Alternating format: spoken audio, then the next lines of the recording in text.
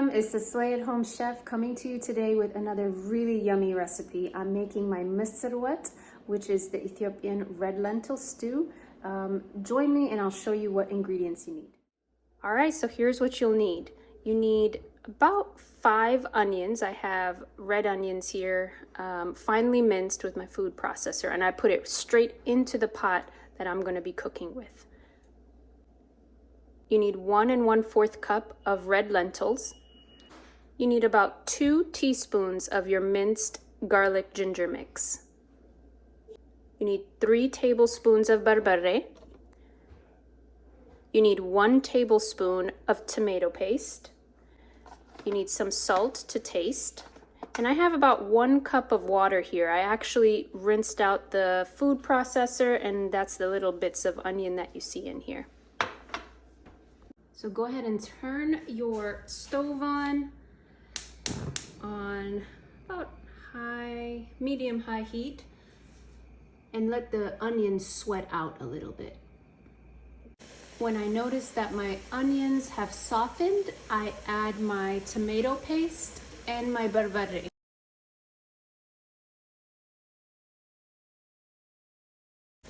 Give it a nice stir and make sure it's blended and mixed up in the onions very well. I let the berbere and the tomato paste cook just for a little bit until it becomes fragrant. And I add water as I go to prevent any sticking at the bottom.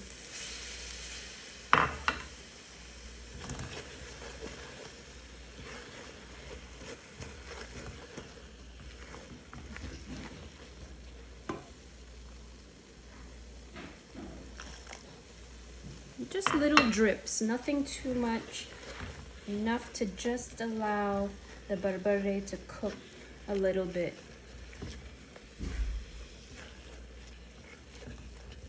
Just like that. Again, the drippings is to prevent any sticking at the bottom of the pot.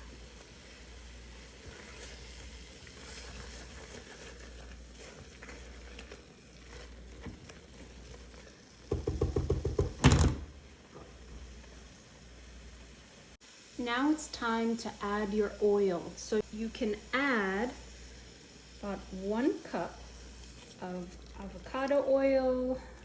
That's the best oil to use. But if you have vegetable oil, whatever oil you have in the house, it's fine. You're going to want to make sure that all the onions are covered. So if you feel like you need a little more oil, please do so. Add that into your pot.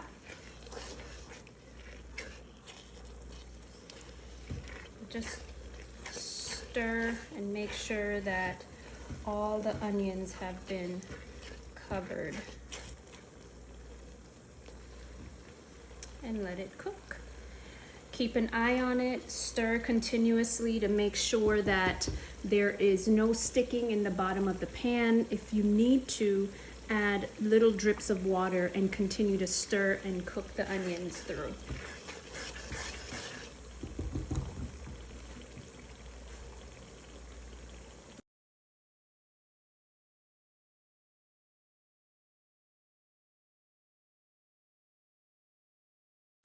So the onions are cooking down really nicely. I still see a few chunks of onion that I'm trying to cook down. When you still see pieces like this in your pot, you definitely want to try to cook them down more. My goal is so that I don't see the onions. Most Ethiopian dishes, you don't see the onions no more. The onions actually become the sauce.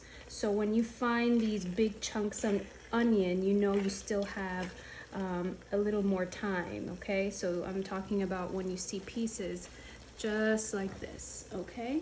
So you want to cook that down a little more. So just keep stirring, dripping more water. I end up getting another cup of water because I used up all of that 1 cup earlier as I was pouring and making sure the bottom is not sticking to my pot.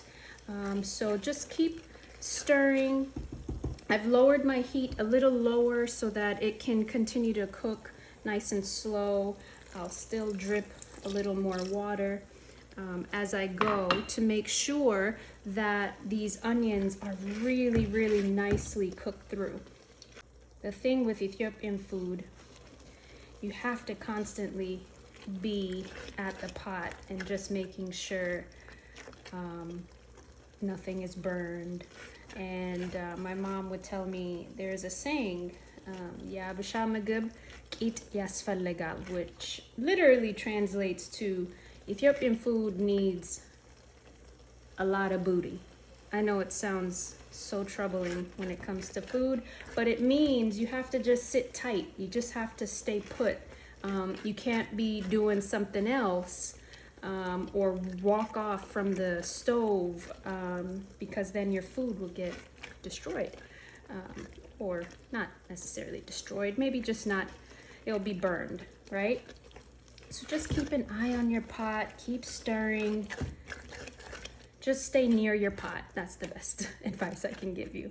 So your onions will really cook down and almost become just its own sauce, okay? So just keep an eye on it, keep a stirring, and keep dripping water as needed. Okay, so when your pot looks a little like this, the onions have cooked through nice and well. You may have some stubborn pieces of onion that you could still see, but don't worry.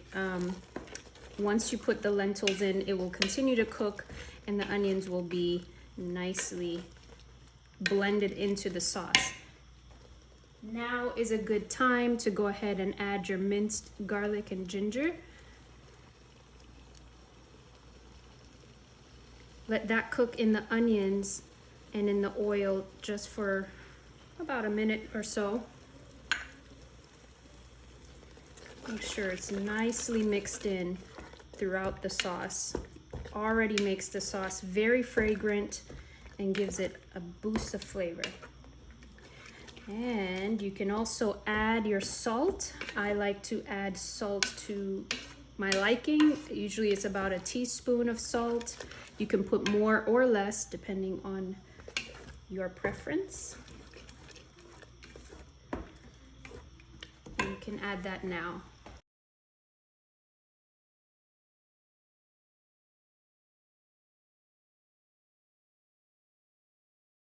So my onions and garlic mix has cooked into the sauce.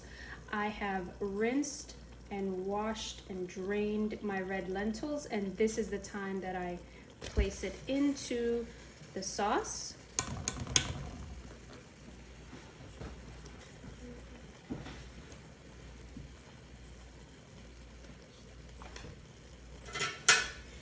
And the most important thing with misirwat is once the lentils are in here, you give it one good stir.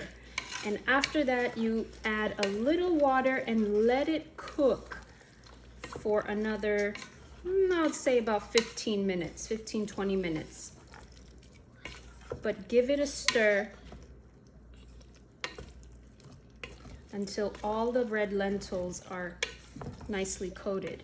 From here, I have another 1 cup of water that I am going to add into this to help cook the lentils.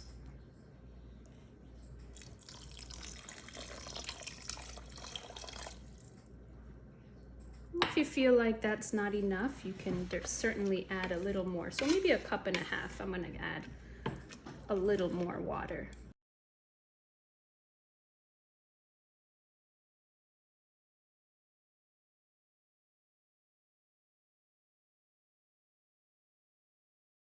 Okay, I made it to 2 cups of water that I've added here. This should be a solid amount for your sauce. Just give it one good stir, and I'm keeping my stove on low.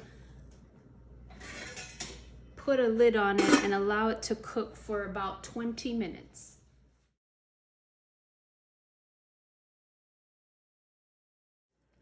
After 20 minutes, I gave it one quick stir and let it cook another 15 minutes until the lentils are nicely cooked through, just like this. I'm gonna shut my heat off. Taste for salt, and if you need to add more salt, do so. And the very last step that I do is add my basobela. It adds just another aroma to this dish. Here's my basobela. I'm gonna go ahead and add it into the pot. And I have shut my heat off. I'm gonna just let this sit into the stew and just flavor up the sauce. Can you see how thick the sauce is? The water has, or the lentils rather, has absorbed up the water. And so I'm gonna put a lid on this and let the basobela just completely soak its flavor into the sauce.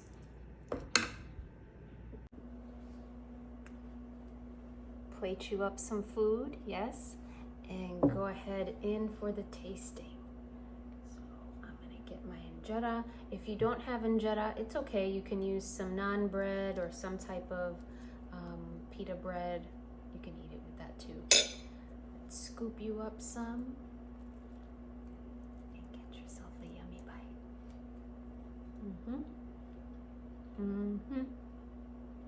That's good. Make sure you click like, share this recipe with friends. Make sure, if you haven't done so already, subscribe to my channel to get more recipes. Thanks so much for joining.